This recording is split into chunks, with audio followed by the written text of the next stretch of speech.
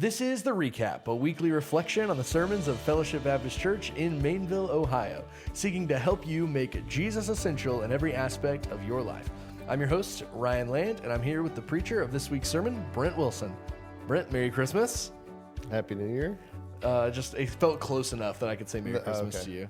It took everything in me not to mime along with you. Gosh, I think that's maybe been like the most watched 2 minutes of the show ever. Yeah. And that's just from me showing people. It's not even from an organic. I'm like, hey, watch this. Yeah. So I feel like a little more low key this week. I feel a little more back to normal. Do you feel that way? But yeah, I guess.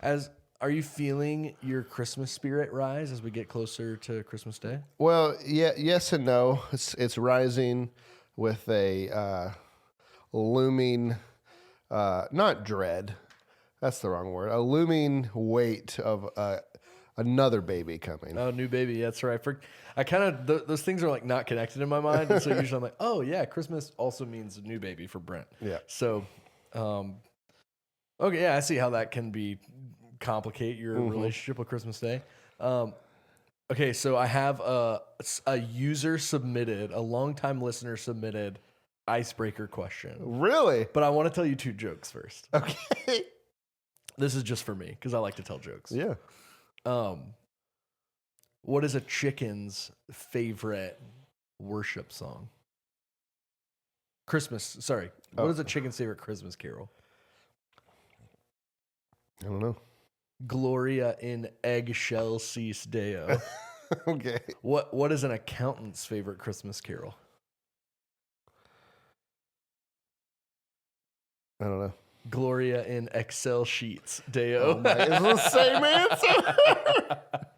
just mispronounce it a different way. Those are my 2 jokes I thought of during the sermon, but I was paying attention. But this comes from longtime listener, longtime friend of the show, Barrett Pack. I gotta go find it. Shout out Barrett Pack. Shout out Barrett. He's gonna be like swerve off the road because we said his name and he always listens while he's driving.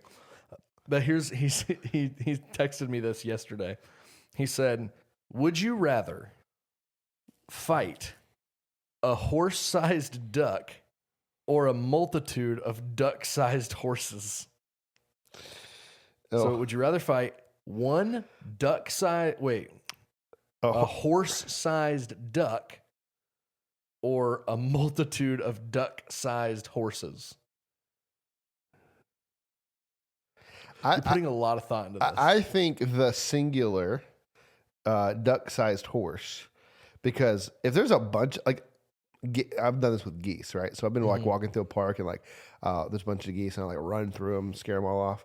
But one time I did that, and this one goose held its ground. Whoa! And it lowered its like head to the ground and like and started charging me, and I got out of there. Okay, you didn't think you could take it? I didn't want to take it. I didn't want to find out. I didn't know what it was gonna do. So little things in mass seem here's what I think. Here's what I think. Hooves are scary to me. Yeah, like a lot of and horses have teeth. Like a lot ducks don't have teeth. Like a lot of I think ducks do have. They got teeth. A bill. I think their bills have teeth. I'm pulling up a picture right now. No, I mean they got like it's like not sharp, but like the beaks have like little like this. If you're watching, you can see like they got duck teeth. I'm looking it up. They ain't got teeth. I love that you can look up anything on the internet now, like including if ducks have teeth. We don't wonder anymore. We could have just sat here and wondered whether or not they have teeth. That's a scary mouth. Yeah. It's got like teeth on its tongue. That ain't real. That's a goose, actually. Not a mallard. Okay. All right. So you want to fight the horse-sized duck? Yeah. Yeah, I think me too. I think I do too. Do I get to bring a weapon? Yeah, for fun. Let's just say. What would you bring? I mean, well, it depends on what I'm allowed, but I'm at least bringing like a knife or something. I'm bringing a lightsaber. Auto win. Auto victory. One of those double ones like Darth Maul. Yeah. So All right. Well, thanks for the question.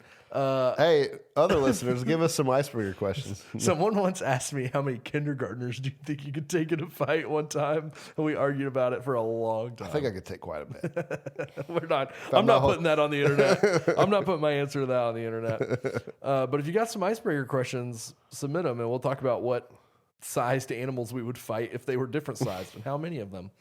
It doesn't have to relate to that either. Yeah. I feel like we did a funny icebreaker question or like argue question at a staff meeting the other day, and it was just kind of silly. Like, is a hot dog a sandwich or something? We did that one. We did in our staff meetings in an effort to better be able to discuss and argue about things. We've been arguing about silly things to train ourselves. So one was hot dog a sandwich. Oh, one was cereal or milk first. Oh yeah, guys, I'm gonna tell you, hot take. Sound the hot take alarm, Josh. It's silent. It's just Josh doing this. When I got married, my wife said this, and I thought she was crazy. Milk first. See, milk first in the cereal. There's only one time you put milk in your cereal first, and it's the second bowl.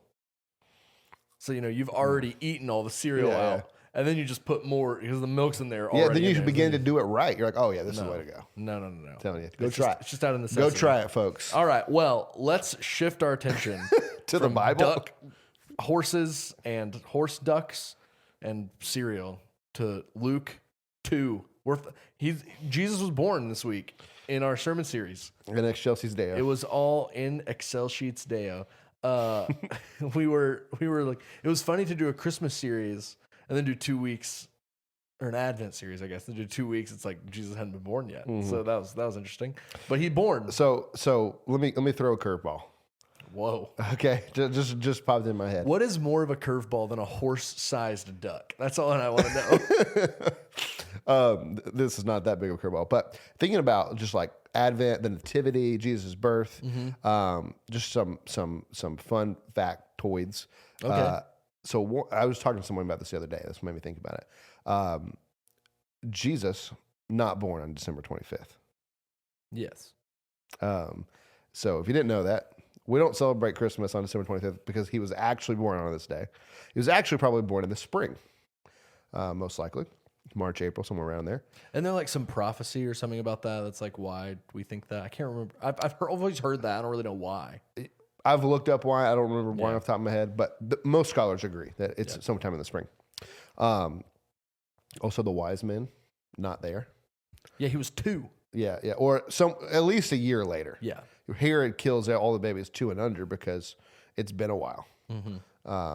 And so wise men are coming much later, so they're not actually at the nativity with the shepherds and everybody else. Yeah. So. And also, I've heard like Jesus may have not been born in a barn, like a stable. Yeah. But like it could have been like an empty room built off someone else's. Yeah, I feel like I've also heard like a cave.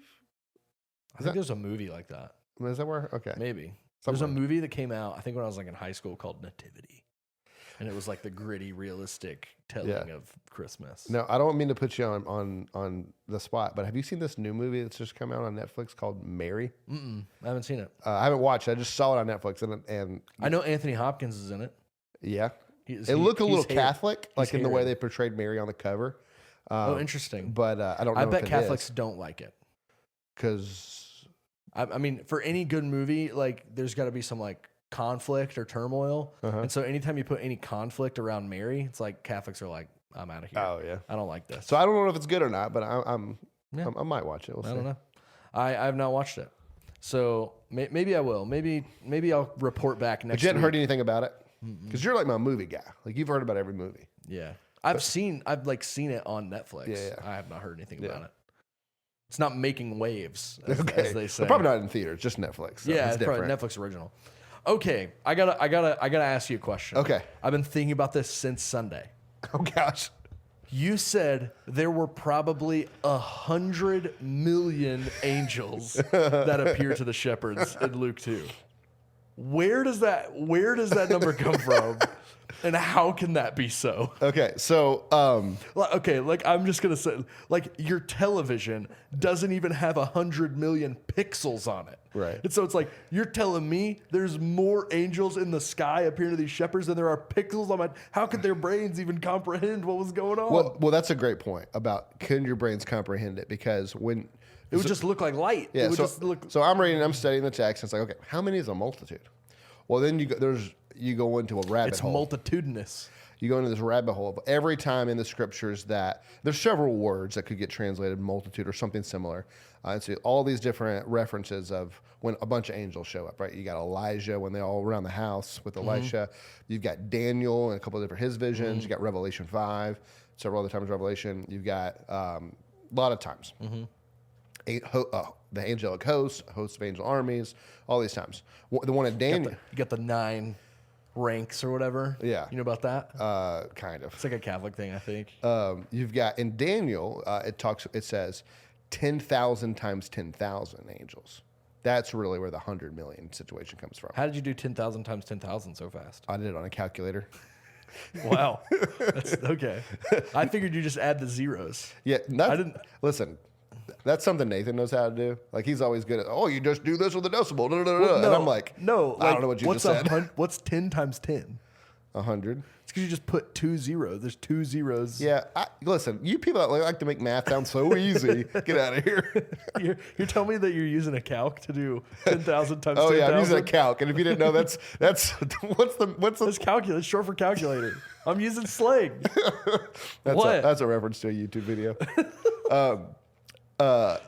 So 100 million angels. So it may not be. Okay. What a lot of people. This is all speculation. Right. What a lot of people. It ultimately doesn't matter a ton. no. I'm just curious. But some people say that I'd never thought about how many there were before until you said there were 100 million, and I was like, wait a minute. a lot of people think that all of the angels show up. That it's that Who's doing all the angel stuff? Tell me there's no harp playing going on in that moment. No, they are. They're playing a harp right there for the in song. heaven. Well, that's the thing. It's like maybe the fat space time is just pulled back, and it's like this portal to heaven. Yeah, they're seeing into heaven. I'm into that. I think that's pretty cool. You said that, and I was like, that. So maybe it's all the angels. Here's really, I think, when you look at all like these biblical examples, it's really like, and sometimes it uses this phrase, a number. It could not be numbered. Yeah. So many it couldn't be It's numbered. like the 10,000 times 10,000 thing could really just be like A lot. It's like when Jesus says 70 times 70. Yeah. Or 70 times 7, depending on your translation. You're just saying a lot of times, like more than you would imagine you need to times. Yeah. Yeah. And so You can't. there were a lot. Yeah. I can't do 70 times 70 without a calc. I'm I'm using slang. But so, okay, I wanted to clear that up because I've just been like, 100 like how did no one else see that is what I'm if there's 100 million of them, like how was there not someone 100 miles away that was like, what is that over there? And it's like all these drones in New Jersey, everyone's seeing those, there's only one. Yeah. But you got 100 million angels, more than these shepherds be seeing. Maybe there's like a sphere that contained the sight noise. Could be. Well, and I talked about like just briefly, they're singing. It's probably felt like an earthquake. Why did anybody else feel that? And I'm really just taking that from Isaiah 6, right? When the angels are singing that, there's this earthquake feel. So maybe what? And he talks about, isn't that in Isaiah when he talks about like the earth is trembling and then like you're also trembling? I think that's something like the that. same thing. Okay, well that clears that up for me. That's there's just a lot. A lot. There was more than 12. Yes. Or 12 is kind of an arbitrary number. Yeah. So let's go through these kind of three main points. A couple of things to pull from them. The first point was really from this odd thing Peter kind of says off the cuff in 1 Peter, and you talk about how it's the things that angels long to look into. Yeah. And so you called this point like the messengers who only get to look. Like talk to us a little bit about that. Unpack that. Why did you feel like that was important when it comes to like the Luke 2 text. Well, really, as I'm thinking about it, it was just really interesting to me to think about. It's like, we always look at the shepherds. Right, it kind of goes back to a couple of weeks ago. We're always talking about you want me to do the characters of Christmas, and I feel like I do the characters of Christmas every year. Also, shout out Ashley Sprague texting me. She does like a Christmas series, so she wanted. Good. She wants a Christmas series. Me too. So characters of Christmas, and we always do it from the shepherd's perspective and whatnot. And it's like, what about the angel's perspective? And I just never thought about it.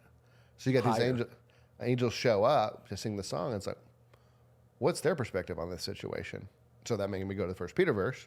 So that's really how it got there. Oh, okay. It's like, okay, so and they're showing up, they're celebrating, and they're showing up to celebrate something they don't get to experience, and they long to experience. It's a big deal to them, and they don't even get to have it. Yeah. So. One of the things you talked about that I thought was so interesting was that there's this sort of like longing and awaiting of this thing for angels that kind of like never gets fulfilled. Like they're always going to be in this perpetual state of like, we don't understand like what redemption means. We don't understand what God's like. We can't see God's character. We can't experience God's character in that way that humans get to. And for me, what it made me think of was Narnia. This is what you've done to me. Let's go. And how it in Narnia, it's always winter and never Christmas, right? And so it's like there's this perpetual longing for Christmas, and it never comes. And so, what do you think? Like that idea, sort of that longing, that awaiting of the angels. What does that teach us? About our response to Advent and our response to the gospel and our response to the good news that the angels are bringing. That sort of longing idea. What should it do to us? Yeah. What does that instruct us? How does that instruct us? Well, yeah. So as people who do or can experience. The two things. One, it's like I wanted to teach this kind of idea that without, like no one wants to go through like the realities of a broken, sinful, fallen world. And I think given the choice, we'd probably say, yeah, let's scrap that part of the story. But it's actually worth the journey to get to the end, to get to receive the gospel.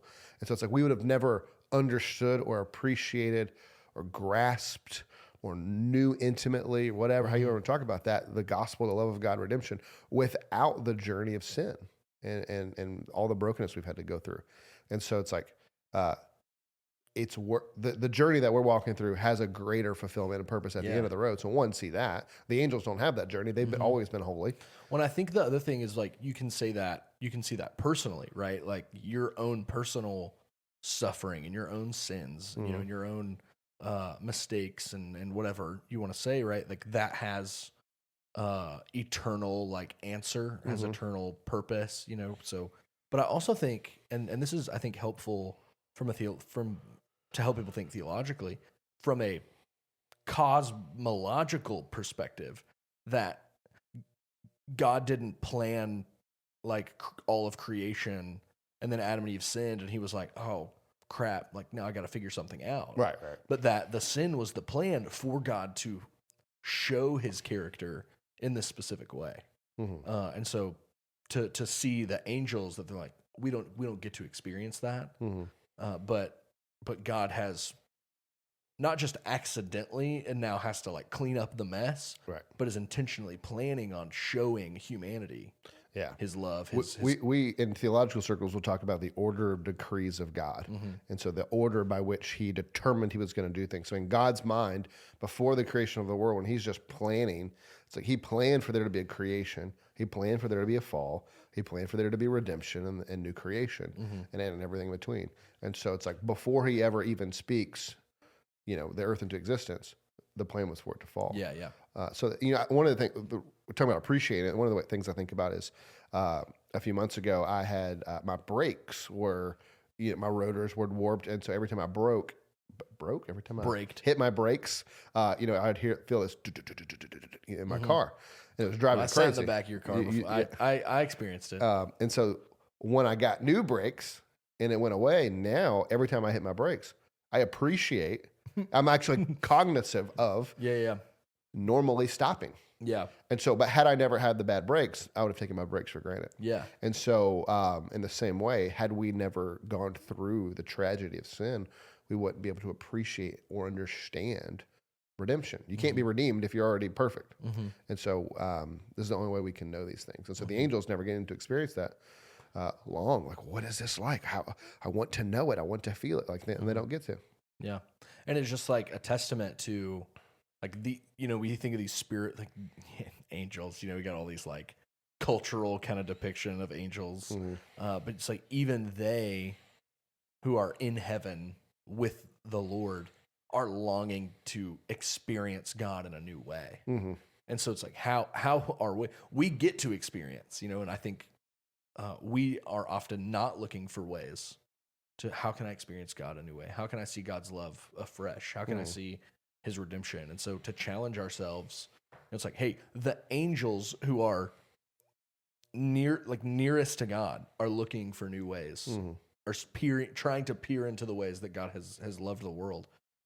So like, what a challenge for us to do the same thing is that and we get an answer, like we get to experience it, and they don't, they just get to look. Right. So anything else about the First Peter text or about the? Well, I would say like the other aspect of that that's right. is because of all this and because of what the angels do, it's like it should remind us, we should worship and celebrate all the more. Yeah. We should give glory to God in the highest all the more because we get the thing they long for. If they're able to do it, how much more should we? Without understanding. Yeah. How much more should we? And that we don't just understand it, we experience it. It's like they cognitively get it. Yeah. But we intimately get it. And so they don't. Yeah. That's what I mean when I say experience, I don't mean like. No, yeah, I'm with you. I don't. Yeah. So, yeah, I think I forgot that point. I'm remembering it now in your sermon. That's what they're doing in this. But it's not just an announcement. It's a worship service. Yeah. And so they're worshiping and giving glory to God. And so it's like, hey, they don't even know what redemption is. They've never experienced it. And so when we get to see, it's the gospel grid all over again. We see the reality of our sin and the glory of God. That how much greater does the cross look? How much more worship and glory do we owe to Jesus in our own hearts and minds? So then you kind of moved on to this is what I was calling the Grinch point in my head. It was like when I was taking notes, I was like, we're still in the Grinch point. The message was as much about the who as it was the what. Yeah, and I didn't even think about the Grinch thing until I said it out loud. That was so funny. I was like, it's more of a what.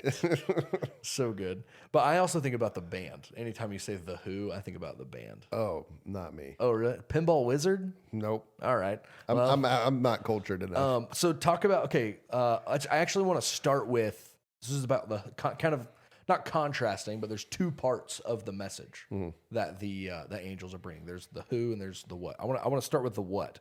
And so you talked about good news, euangelion. Talk about that as, you kind of give it like a historical kind of understanding of euangelion. Yeah. Talk about that again. So as far as the what, you've got so helpful. The gospel, and then you get the peace part. And so I feel like no matter how many times I've talked about this, I know you're about to say. I still get people who should know better. Will say, "Oh yeah, the gospel is the Bible," and I don't know if in their mind they think, "Oh, the 4 gospel accounts." They're making that jump. I don't know, jump. But or the gospel is accepting Jesus into your heart or something like that. And it's like, no, I can ask a room full of students the same question. It's like, what is the gospel? And they're like, the good news of the life, death, and resurrection that redeemed me for my sin. You're fixing this next generation. But then, no. I'm saying, but then I'll ask them, it's like one-on-one or whatever. And they're like, it's like the Bible and it's like God's plan. And it's like, and I'm like, you've said it every week for 6 weeks. I don't know what happened. So it's just and you've said this before. It's like a junk drawer word. It's like, as soon as we want to make something sound Christian, we just add gospel to it. Yeah. And so it's like, we don't really know what it means. It's very vague. And so we know when someone asks us, what is the gospel in a room setting? Oh, it's this. Yeah. But then if someone asks me one-on-one, you're like, so genre of music? I don't know. Yeah. And so that's super discouraging. But The gospel is not a word Jesus made up. It's a word that existed long before him. It means good news. It's an announcement. It's a proclamation from a herald that the king or the Lord or whoever has gone out to fight the enemies, has had victory in battle, and sent the herald back to announce the good news, the gospel, that the king has had victory. That's the historical context of the word. Yeah, and interestingly, I think this is right. I mean, maybe in a couple cases not right, but every time Jesus is uses that Greek word, he's talking about the kingdom. Like it's good news connected to the kingdom of God or the kingdom of heaven, like the coming of the kingdom, which works in the same way historically. It's like the expansion of victory, like right, the expansion of the kingdom. Yeah, and so even he is using it in a similar cultural way. Well, it's interesting. It's not a transliterated word, but like how if you would translate in the Bible every time instead of gospel, good news, how would that change our understanding and usage of it? Does the I'm thinking about the ESV. Does the ESV ever have Jesus saying gospel, or would he just say? Does he just say good news? I'm not sure. I'd have to look that up. Yeah, but because I know he says good news, and it's euangelion. And it's probably in like more of the epistles that you see the word gospel. It's just interesting. It's like, one of the things the CSV, the Christian Standard Version, does that it even throws me a little bit. It's like it doesn't use the word Christ. It uses the word Messiah. In the most recent one, the CSB? Maybe not. Maybe the CHSB does. Okay. Or the Holman HCSB, yeah. It did that. It used Messiah for all. Interesting. It always kind of like startled me, which was good because it made me look at it freshly. Also, speaking of Christ versus Messiah, that's rude of you to put your sister on blast. I didn't say which sister. Okay, though. that's fit. Good point. Good point. I have 3 of them. Yeah. Good point. Okay, moving on. I just wanted to say, she'll never know. Okay. Well, but we will. Yeah. And then sometime they'll visit, and someone's gonna be like, "Are you the one that thought Jesus' last name was Christ?" And you're gonna be like, "How do you know that?" Or they'll just be like, "No." Hey, this is the risky run having a preacher in your family. All right. They should charge you every time they get used as a sermon illustration. So sorry, back to Messiah, Christ, good news. Those are talking about good translating euangelion. Any if we translate good news instead of gospel, it'd just be interesting to see how it changed our cultural understanding of the word. And if we just said, "Oh man, that's the good news." Yeah, that's the good news because it makes more sense to say it's the good news because news is always a particular. It's like it's like a headline, right? Yeah. That what's the news? Well, the news that Jesus came and he died and he had victory. And so we got to think about gospel as good news. Well, that's how all these curriculums that we use in Sunday school always start out. It's like almost like a catechesis. So you ask, "What is the gospel?" And the answer to the catechesis is the good news. And then you say, "What is the good news?" And then the life, death, and resurrection of Jesus. Yeah. So, but you got to make that connection first. It's like, what is the gospel? Good news. What is the good news? The life, death, and resurrection of Jesus. So just like bridging that gap, just to say, gospel, good. Every time you hear the word, it's just good news. Yeah.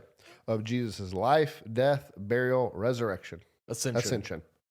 It's not our response to the news. Well, I will say, I think it's Anthony Hoekema it's Graham Goldsworthy who defines it as the life, death, burial, resurrection of Jesus and its implications for the world. But simply, if you just said the life, death, resurrection, and ascension of Jesus, we'll take that one. That's a good one. So I thought this was interesting. I was just someone pointed this out to me after the sermon.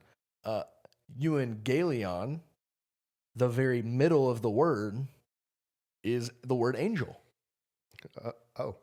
In English, you mean? So if you transliterate it to English, EUANGELION. Oh, interesting. It's like because it's just messenger. Oh yeah, the carrier of the good news. And so like I think I'm not sure. I didn't go look this up, but where we get the word angel is from euangelion, the carrier of the message. That's interesting because the Greek and Hebrew word just means messenger, right? And so it's like where did angel? But it's internal to euangelion is the word angel. What's the I can't think of the Greek word for what for angel. Hamil means messenger. Sorry, Rob Plummer. You took Greek more recently than me. I got the paper. I don't need the knowledge. I'm Brent's looking it up. But maybe it's just from the transliteration of gosh, I'm gonna kick myself when you tell me. Oh, it's anglios. Yeah. Okay. So yeah. So there you go. We were overthinking. Anglios. And so I think it is internal to the word here. The good news that the angels are the carriers of the good news. Yeah. And so I thought that was just an interesting when you look at the word. Language is fascinating. Yeah, that's the truth. That's the gospel truth. It's not. But one of the things to let our listeners know a little inside the world, our staff world, particularly me, you, and Nathan, we'll be talking about something random, and someone will use a word. And it will lead into I wonder where that word came from. It'll lead into a whole rabbit trail of understanding the etymology and breakdown and of the word, the real meaning. Where it came from. And Darcy and Josh are just like, oh my goodness. Yeah, it happens a lot, actually. It's a lot. So just, Nathan was the one who pointed that out to me. That angel was inside. Shout out Nathan. Not surprising. Shout out Nathan.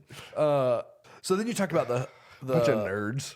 So the what, is the gospel, the good news, and the good news of great joy, right? So it brings great joy of peace. Peace, yeah. And so talk about like what does that mean? Like why is you talked about Pax Romana and all the things. So why peace? Why is that the thing the angel's focusing on? What can we, take away from the good news being about peace? Yeah. I don't know why the angel focuses on or says it, but I can say, there is this contrast, right, between Caesar, Pax Romana, the Roman peace. And you think about there had never been a civilization like Rome, right? Even in Daniel, when he talks about this vision of these 4 empires that are coming, right? And you have Babylon to Persia to Greece, and then Rome. And Rome swallows all of them up, right? So Rome is huge.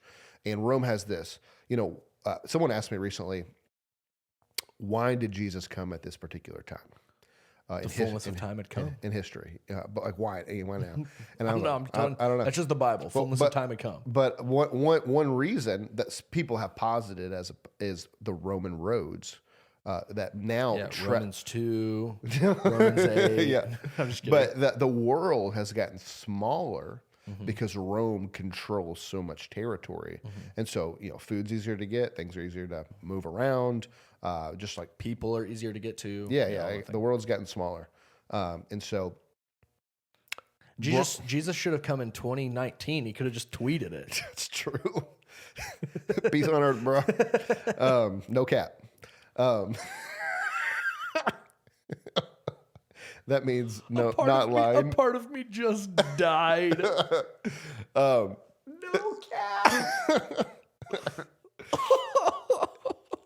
So Rome brought peace because they sent all these armies out. They conquered all these wild lands, these barbarians, civilized the world in a way. And so now that peace comes with a cost to all these people. The peace is only really to those of means and influence and Roman citizens.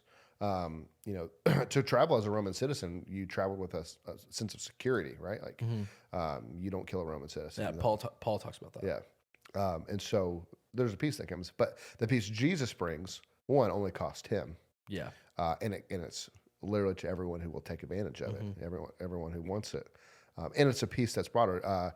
There was a Greek philosopher that talked about how the Roman peace didn't bring peace to the passions. It didn't bring peace to my anger, my envy, my lust, whatever. Fascinating. And it didn't bring peace to grief. Yeah. And it certainly doesn't bring peace with God. And the peace Jesus brings is a universal, brings peace to everything. Horizontal relationships, vertical relationship with God, all over the place. And so, and we have that in part now, but one day we'll have it in full. Yeah, I think I was really struck by you talked about Roman peace came through a temporary peace through the suffering of many, and that Jesus' peace is a permanent peace that comes through the suffering of one. I think that's a really striking picture of the gospel of how you talk about and like you just said, it's not just geopolitical. It's not inner peace. It's not just peace with God, but it's in every direction, in every circumstance. It's peace with to all men. That's And so I think that's really good. But then you look at the Who, not the band, Not the what? Pinball Wizard. But you talked about how this is the only place where you get these three titles in the same kind of sentence. And so the Savior, Jesus Christ, and then the Lord. So break those three down and why it's important here. That's part of the good news. And there's a little bit of a fourth that I didn't go into. Oh, you heard it here. Let's do it. Because it's not From necessarily David? From David. Yeah. Right, from David. So he's a king in the line of David who is the Savior, right? The one who would come to destroy the enemies. They maybe thought that was Rome. It was really the devil, sin, and death.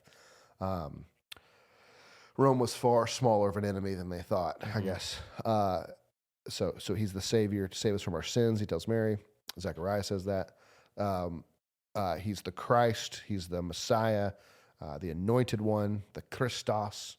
The prophet, priest, king, like you talked Prophet, about. priest, king. Yeah. So I thought that was interesting. those are the three offices that get anointed throughout the Old Testament, and he just also happens to be all three. And who's the other? I was going to say I love this point, but the other two, is it two? So there are a few people that inhabit two of the offices, king and priest. There are three, but not counting Jesus. There are three. Adam, because he's the king of the world. Yeah, he's the vice regent. Like Jack. Yeah, he's the king, and all of the language for about him tending the garden is this priestly language. David. So Saul tries to do priestly things. Yeah, is it about him eating the bread? No, he makes a sacrifice. Making a sacrifice. That's what David eats the bread in the temple. Well, that's what I thought. I thought maybe Saul tried, and they were like, "Don't do that." And then David comes and does it, and they're like, "You're cool, bro." Yeah. We're So all right with that. Saul tries to make making the sacrifice, and he doesn't do it. But then David gets to do it later. All right, don't tell me the third one. Is it a king of Israel? Sort of. Melchizedek. Yeah. Is that who it is? Yeah. Oh, bro. Because he's the king of Salem, which is Jerusalem. And he's a priest. He's a priest unto God. With no parents. Yeah. Huh. Some people think he's Jesus. That's some people being mean. I think so. So fascinating. So what's the importance of that? Why is it important that Jesus comes and is the Christ that is the anointed prophet, priest, and king? Yeah, so he's anointed not just by... I know we did a whole sermon series on this, so just try to, a couple Christmases ago. Yeah. So, I mean, he's not anointed by oil. He's anointed by... We talked about this, like, is his baptism his anointing? A couple weeks ago. Yeah. But he's anointed by the Spirit. He comes in the Spirit, in the power of the Spirit. And so, while every other prophet is relaying the message from God, hey, God said this. He told me to tell you this. Jesus is the very mouth of God. He is God himself come to speak. He is the word, the Logos, come to give us God's words himself. He is the priest where every other priest, and he's the priest in the order of Melchizedek, not the order of Aaron. And so he is a priest that truly bridges the gap. He goes into the heavenly temple, makes a sacrifice, and brings us to God, where we can approach the throne of grace with boldness, without fear. And so he bridges the gap in a way no other priest could. Every other priest had to make a sacrifice for himself before he goes to the temple. Jesus doesn't. And so he's the true and better priest. And then he's the true and better king who, unlike all like Dave, when you get to David in this Old Testament, it's like, oh, is this the one? Right? But David sins. He's an unjust king. Jesus is the righteous king. He's the just king. He's the king who goes to fight for his people, not just risking his life like David does with Goliath, but gives his life freely for his people. And so he is the fulfillment. All those other things were forerunners, were foreshadows, were intentionally put in place to picture the type of Messiah the one would be. So yeah, that's I think that's good to remember. That's like it's not just that he was born and was God. It's not that he was just born and was the sacrifice, but that he was all these things that were promised. Did you talk about Galatians 2? Was that last week? Maybe it was in a devotional I'm reading or something, but him being the seed, right? We of talked about that Abraham. last week. Galatians 3, yeah. Galatians 3. Yeah. Him being the seed of Abraham. All the promises Yeah. through him, the one. And so I think that's just really important. Especially I think it just makes Advent so much bigger. It makes Christmas so much bigger. It's not just this, this cutesy story of, oh, Jesus came and was a baby and wasn't that so cute? But it's like you connect the cradle like to the cross and that all of these things from all of human history. It's interesting. When we think about prophecy, we typically think about these really specific, like Isaiah, he will come and he'll be born of a virgin. The government will be on his shoulders. All this stuff. Yeah. And you have that, but then you have all these other things that aren't necessarily like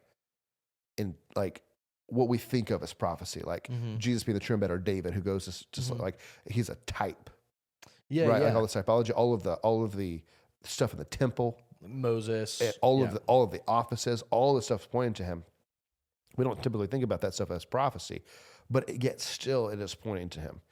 There was a mathematician, and I have no idea how you would do this, so I'm taking Probably with a calc. this guy's word for it. But who wrote this book, and he talks about how for Jesus to fulfill 8 of the prominent prophecies about the Messiah, it's like I can't even. It's like 1 and what? It's a big number. Like a multitude, of possibilities. But then for him to fulfill all 300 plus specific prophecies, it's such an astronomical number that it's impossible. 10,000 times 10,000. He says it's like putting a bunch of like quarters over the state of Texas and like finding the one, like a needle in a haystack, like a needle in a stack of needles. Yeah. One specific because needle. actually finding a needle in a haystack's pretty easy. You just use a magnet. I don't Good thing I got my magnet after I dropped my needle in this haystack. Yeah. Why are we putting needles in haystacks? I don't know. It seems dangerous. Seems unsafe. Yeah. Who knows where that needle's been? Well, then, you come from, and this is just the greatest thing, I think, part about the story, and this is why you're hating on the characters of Christmas, but it's why we focus on the shepherds. I'm not hating. I'm saying I do it every year. Not this year. Why we focus on the shepherds. And it's this idea that you've got this multitude of angels that are bringing this great news about the one who will fulfill all 300 plus Old Testament prophecies. And who is this news delivered to? Just like some poor, uneducated, dirty, probably stinky. like teenage or what, maybe shepherds just out in the field. Yep. And so, what do we take? What can we? I mean, obviously, there's a lot of things, but from this week's sermon, what was your main point? You said that it's for everybody, and so how do we the good news, the message is for everybody, and so what do we learn about God and about our response from the audience of the announcement, from the shepherds? Yeah, we learned that, sometimes we can say, oh, it's for everybody, but we exclude ourselves from the category of everybody because, well, it's for all the normal people, right? It's for all the normal folk, the good people or whatever. It's like, no, Jesus isn't just saying all or for everybody, and he's demonstrating here that it's for even these people that are outcasts, right? Yeah. It makes me think of the parable of the Good Samaritan, right? And it's all the people that all the religious people would have walked by and not helped. All the people that were unclean, that were no good, that had failed, who were uneducated, whatever. It's for you too. And so if you're the kind of person who thinks it's too late, I'm too far gone, I'm too on the outside, I've missed the boat, missed my chance, messed up too much, been in church so long, but if I came out now saying I needed it, all that's hogwash. Right? It's for you. Yeah. One thing I love about the verse is that the angel doesn't say I bring good news of great joy, but the angel says, I bring you good news. It's like we were told to come to you. It's not an accident. Yeah. They're not just opening the sky. Right. Who's here? Whoever's there to hear it. No, we were told to come and tell you. Yeah. And then the angel says, for all men, but I'm bringing the news to you specifically, to this group. Yeah. And so it's not just that they were there, it's not incidental. I think it's good to know that God chose to reveal this news to these people. And God doesn't do anything by accident. Yeah, yeah. And so the angels are opening up and like, dang, you couldn't have put us like near the temple of Jerusalem. This'll do. Yeah. And so it's like, no, they chose to go to these shepherds. And I think a little bit, Darcy pointed this out to me this morning, is that you, in her kind of Advent devotional, is that you see the same thing in the Magi, it's this, in the wise men, it's this idea that all these religious people, all these Jewish leaders have been looking for the Messiah, and then who figures it out? These shepherds and these Gentiles. And that's the picture of the gospel going forward, is that the people who understand, who most easily understand the gospel, are those who are think of themselves as out in the fields, like God would never come to me, God would never invite me, God would never choose me, or the people that are out there, they're out searching for the answers. Like, I want to find God. But the people who think, we got this figured out, we got this on lock, like we're going to see the Messiah, we're going to know the Messiah, those are the people that miss it.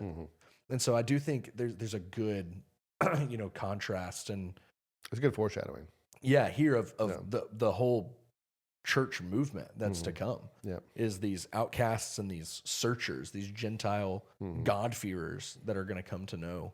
The other aspect of be this, like invited in. Yeah, for sure. The other aspect of this that I did not bring out, because I don't know if this is the point of the text or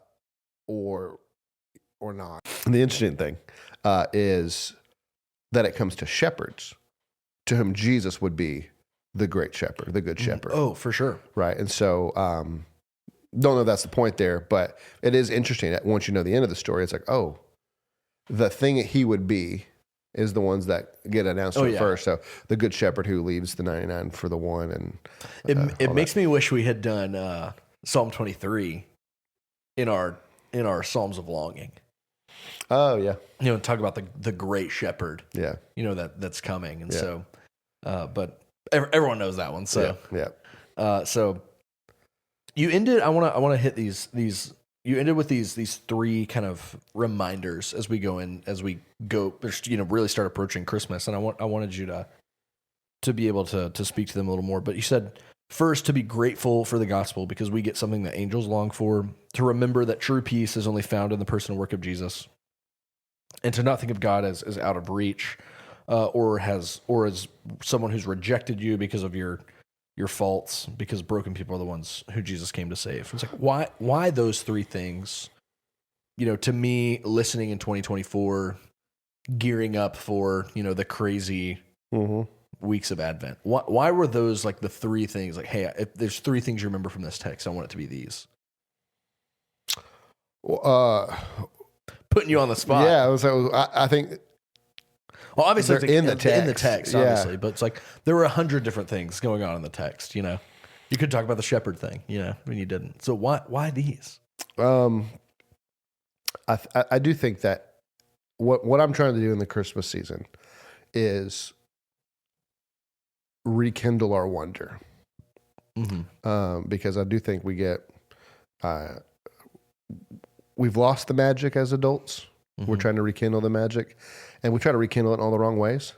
We go try to watch this next Christmas movie, this Hallmark movie, and like try to Hot Frosty.